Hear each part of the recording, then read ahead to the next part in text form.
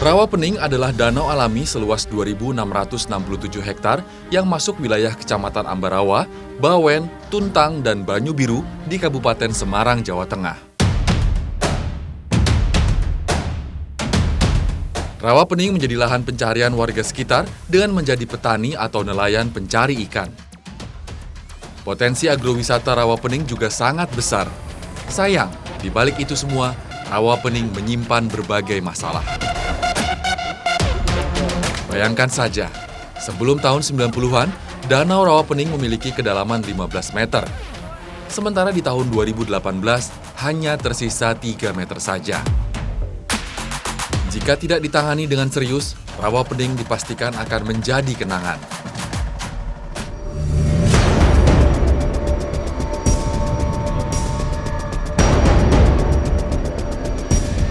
Ya, maksudnya udah nggak lurus ya, Pak? Bertambahnya jumlah keramba di Rawapening dianggap sebagai ancaman bagi kelestariannya. Apalagi di Rawapening sejatinya tidak diperkenankan adanya keramba ikan. Berdasarkan data Balai Besar Wilayah Sungai Pemali Juwana, hingga tahun 2019 Danau Rawapening mengalami pendangkalan 42 cm per tahunnya. Sementara selama 30 tahun terakhir, volume airnya mengalami penurunan 30%. Keberadaan 600 keramba ikan dituding menjadi penyebab utama. Sisa pakan berupa pelet berkontribusi terhadap terjadinya pendangkalan. Wah, rame, Pak. Iya.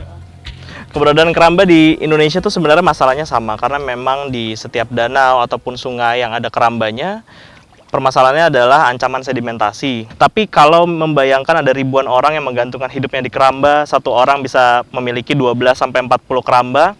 Kalau Rawapening ini dibersihkan nantinya seluruhnya dengan keramba-kerambanya, ada berapa ribu orang yang akhirnya putus harapan dan juga tidak memiliki penghasilan lagi. Karena dari sektor perikanan ini akhirnya harus terhenti ketika kerambanya dibersihkan.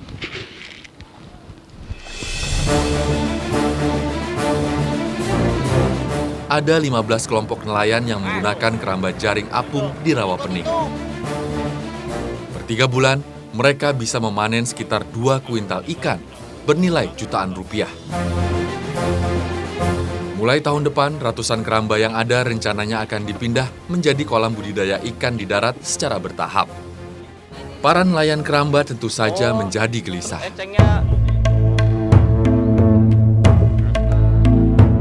Nangsi hanya lulusan sekolah dasar.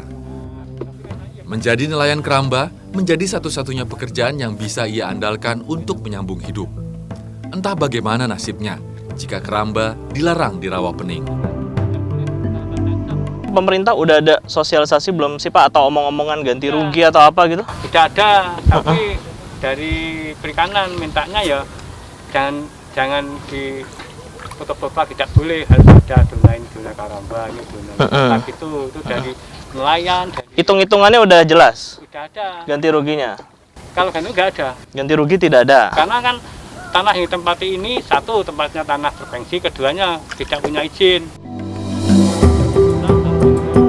Seluruh danau dan sungai di Indonesia masuk ke dalam pengelolaan Balai Besar Wilayah Sungai atau BBWS.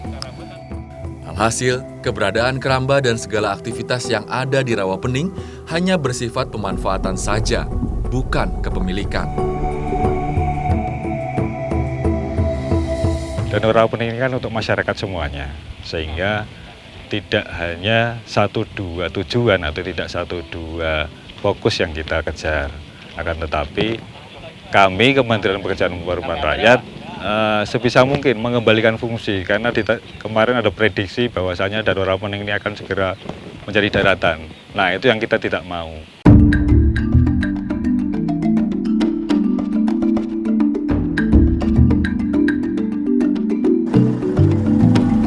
Area tangkap ikan di Danau Rawapening luasnya semakin berkurang. Dari 2.600-an hektar di tahun 1990, kini tinggal 1.800 hektar saja. Padahal, ada sekitar 1.500 nelayan yang mencari ikan di areal yang sama. Para nelayan kini merasakan betul sulitnya mencari ikan di perairan dangkal. Penghasilan mereka pun jauh menurun.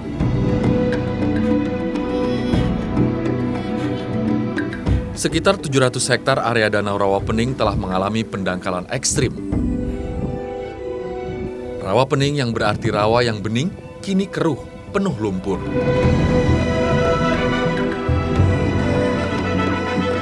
Para nelayan berharap revitalisasi dan zonasi area tangkap ikan bisa kembali meningkatkan produksi ikan rawapening. Kapan rencananya Pak mau dibatas-batasi itu zona?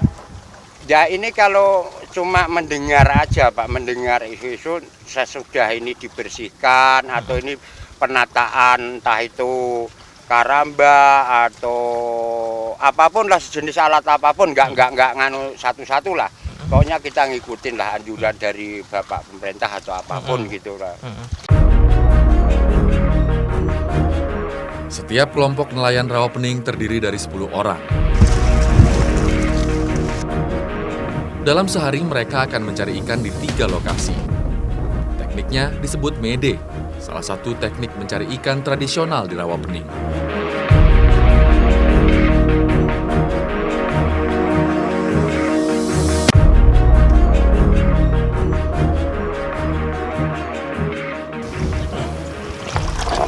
Ini akan semakin kecil lingkarannya supaya nanti ikannya juga bisa berkumpul dan kita ambil pakai tangan biasanya. Dan ini harus ada eceng gondok yang tersisa. Karena eceng gondok ini kan habitat ikan, jadi semakin kecil, semakin ikan yang merapat di bawah eceng gondok, kita akan semakin mudah untuk bisa mencari ikan-ikannya.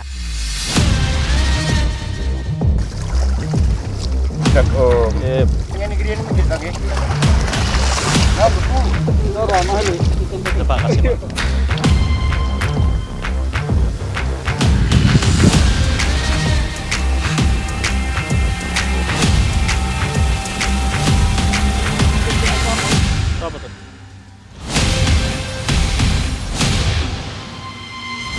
Kalau ukuran segini belum? Belum. Oh, emang kenapa belum cukup apa gimana? Ya supaya berkembang biaknya lebih banyak lagi lah Mas. Oh, buat bibit aja gitu di Iya, sini ya? Iya.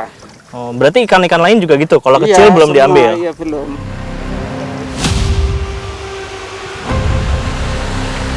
Aneka jenis ikan seperti nila, gabus, lele, wader, dan belut bisa ditemukan di Rawapening. Tapi yang paling banyak adalah ikan nila. Populasinya mencapai 43% dari total ikan yang ada.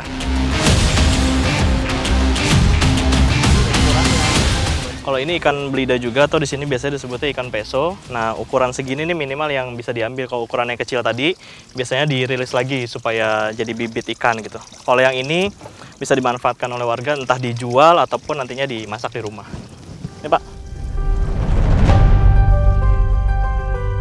Total ada sekitar 60 ekor ikan yang berhasil kami tangkap. Bobotnya bervariasi, antara 100 sampai 300 gram per ekor. Ikan yang berhasil kami tangkap langsung saja ditaruh di atas perahu. Jadi biar gampang biasanya nggak langsung ke perahu, langsung dimasukin ke baju semua. Ini apa nih Mas? Ikan apa? Ikan kaper. Ikan kaper semua. Ini yang paling banyak ya jumlahnya ya sini ya. Sama ikan ini, ikan nila. Nilai ya.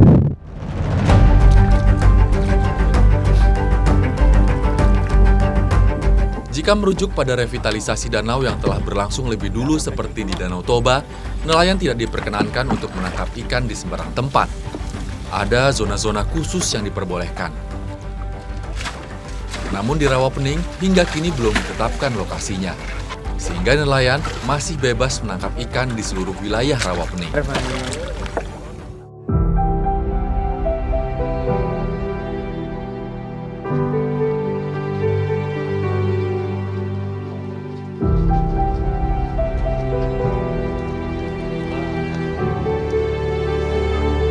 Ikan hasil tangkapan biasanya langsung dijual.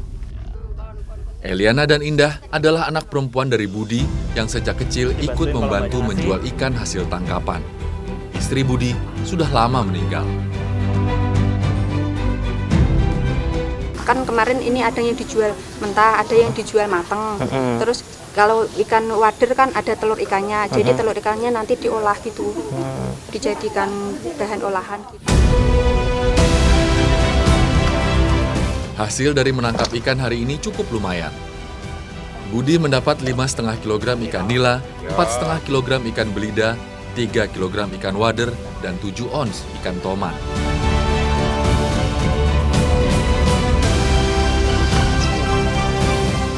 Jadi begitu sampai ke rumah, biasanya Pak Budi juga langsung menggelar ini di depan rumahnya.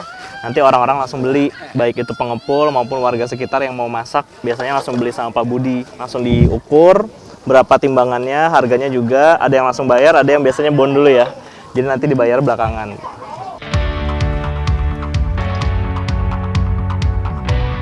Kami juga mendapatkan 9 kg ikan gabus. Toman dan gabus adalah jenis ikan yang paling mahal. Jika dalam kondisi hidup, harganya mencapai Rp40.000 per kilogram. Mbak, ini kan masih ada nih, ini lumayan berat nih, ini kok nggak dihitung? Harganya udah beda kalau mati. Oh gitu, kalau hidup berapa tadi? Sekilo 45. Kalau ini? Itu paling 25-30. 25-30, tapi masih ada yang beli nih? Iya masih.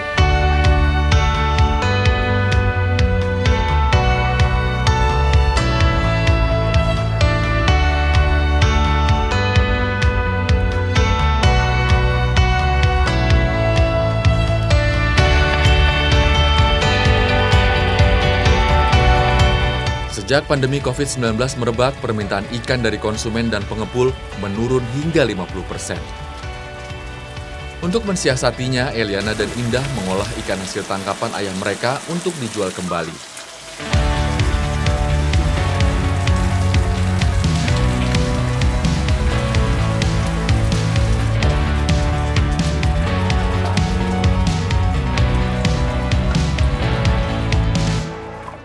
Ikan nila dimasak pepes, sementara telur ikan wader dijadikan botok.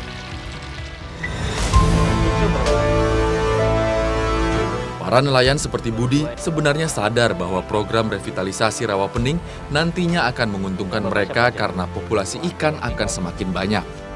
Namun, pembatasan areal tangkap atau sistem zonasi membuat nelayan menjadi resah.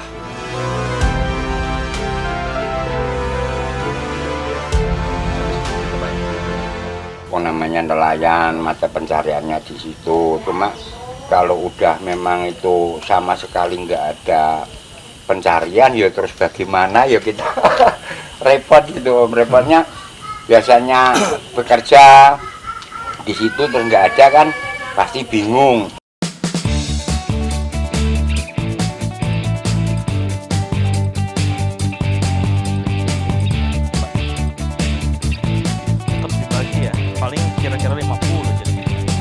Ikan yang telah dimasak lalu dijajakan Eliana ke warung-warung. Pepes ikan nila dijual Rp15.000 per porsi. Oh, warung ini Sementara ya, Pak? botok telur ikan wader dijual dengan Rp10.000 saja. Telur ikan kalih napa? Botok ikan.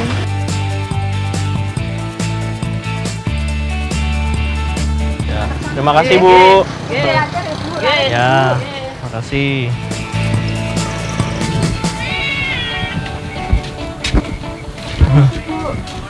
Jadi ajeng nitip ke dagangan kados biasane. Enten botok telur ikan. Niki.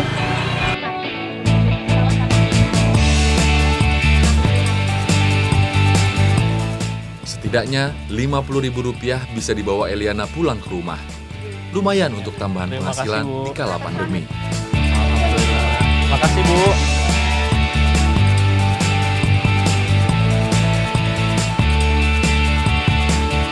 Ya alhamdulillah banyak yang suka. Mbak jual ke warung-warung makan gini ya? Warung-warung makan tak titip-titipin, kadang ada yang pesen gitu. Kalau ada orang ada acara gitu ya, ada yang pesen.